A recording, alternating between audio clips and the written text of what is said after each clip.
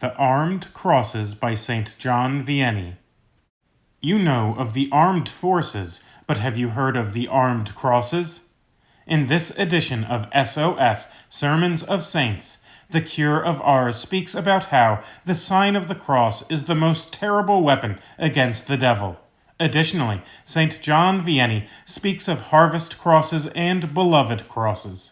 These sermons of St. John Vianney are in the public domain.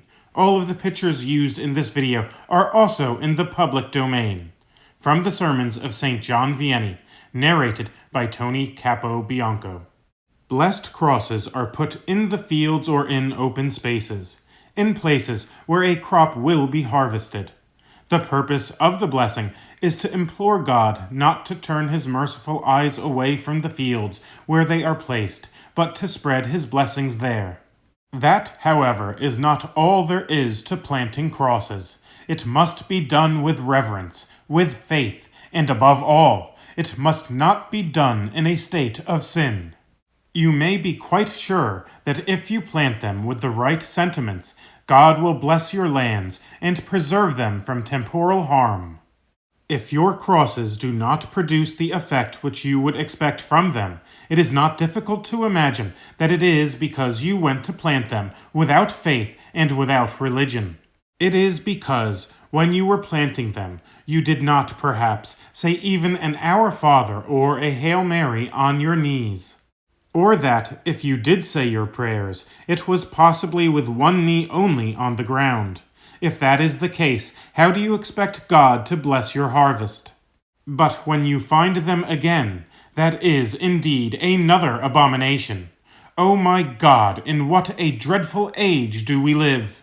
When the Church instituted this holy ceremony, everyone longed for the happiness of placing these crosses in his field and behaved with the utmost respect. When they were found, either during the reaping or the vintage, people bowed down to the earth to adore Jesus Christ, who died on the cross for us, and in that way they expressed their recognition of the fact that he had desired to bless and preserve their harvest. All, with tears in their eyes, kissed the sacred sign of our redemption. Alas, my God, that is no longer in that way that Christians recognize you. Instead of expressing your gratitude to God for having graciously blessed and preserved the fruits of the earth, do you not, rather, offer him an insult by laughing when you are kissing the cross?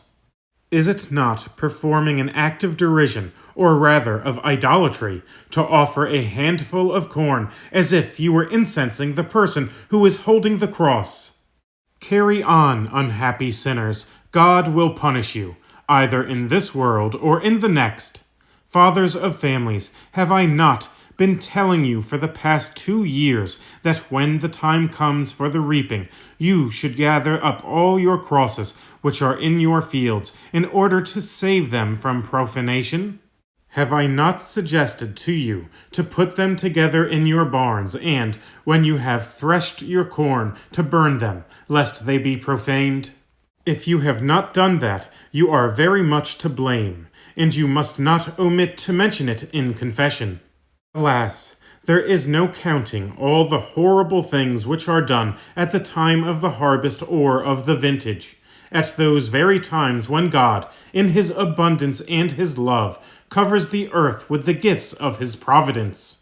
Ungrateful man seems at that time to redouble his insults and to multiply his crimes.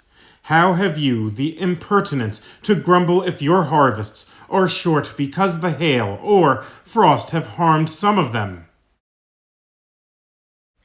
Much rather should you be very surprised that, in spite of all your many sins, God still wants to give you the necessities of life, and even more than is necessary too. Oh my God, how mean and blind man is!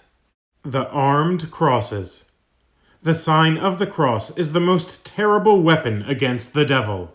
Thus, the Church wishes not only that we should have it continually in front of our minds to recall to us just what our souls are worth and what they cost Jesus Christ, but also that we should make it at every juncture ourselves.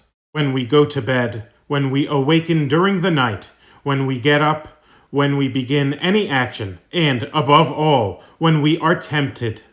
We can say that a Christian who makes the sign of the cross with genuine religious sentiments, that is to say, when fully aware of the action which he is performing, makes all hell tremble. But when we make the sign of the cross, we must make it not by habit, but with respect, with attention and thinking of what we are doing. Ah, dear Lord, with what devout awe we should all be filled when we make the sign of the cross upon ourselves, and recall that we are pronouncing all that we hold holy and most sacred in our religion. The beloved crosses. The saints, my dear brethren, all loved the cross and found in it their strength and their consolation. But you will say to me, is it necessary then always to have something to suffer? Now, sickness or poverty, or again scandal or calumny, or possibly loss of money, or an infirmity? Have you been calumniated, my friends? Have you been loaded with insults? Have you been wronged? So much the better. That is a good sign. Do not worry. You are on the road that leads to heaven. Do you know when you ought to be really upset? I do not know if you understand it, but it should be precisely for the opposite reason. When you have nothing to endure, when everyone esteems and respects you, then you should feel envious of those who have the happiness of passing their lives in suffering, or contempt, or poverty. Are you forgetting, then, that at your baptism you accepted the cross, which you must never abandon until death, and that is the key that you will use to open the door of heaven? Are you forgetting the words of our Savior? If any man will come after me, let him deny himself and take up his cross daily and follow me. Not for a day, not for a week, not for a year, but all our lives. The saints had a great fear of passing any time without suffering, for they looked upon it as time lost. According to Saint Teresa, man is only in this world to suffer, and when he ceases to suffer, he should cease to live. Saint John of the Cross asks God, with tears, to give him the grace to suffer more as a reward for all his labors. What should we conclude, my dear children, from all that? Just this. Let us make a resolution to have a great respect for all the crosses which are blessed, and which represent to us in a small way all that our God suffered for us. Let us recall that from the cross flow all the graces that are bestowed upon us, and that as a consequence, a cross which is blessed is a source of blessings. That we should often make the sign of the cross on ourselves and always with great respect. And finally, that our houses should never remain without this symbol of our salvation. Fill your children, my dear brethren, with the greatest respect for the cross, and always have a blessed cross on yourselves.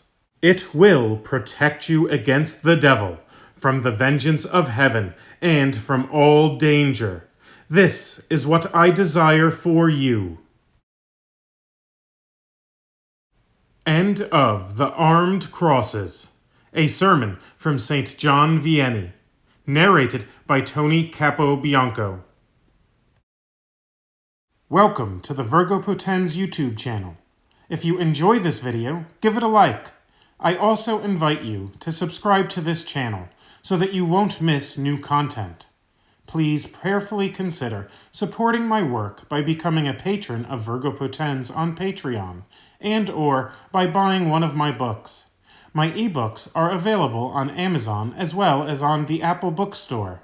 For those who prefer a physical copy rather than an ebook, my book, Spiritual Warfare, Know Thy Enemy, is also available as a paperback on Amazon. If you are interested in making a one-time contribution, I suggest that you do so by simply buying one of my books. I am thankful for your support. Links to Patreon and to my books will be posted in the comments section of this video. The continuation of this work isn't possible without you. Lastly, and most importantly, please pray for me. May the Virgin Most Powerful guide and protect you.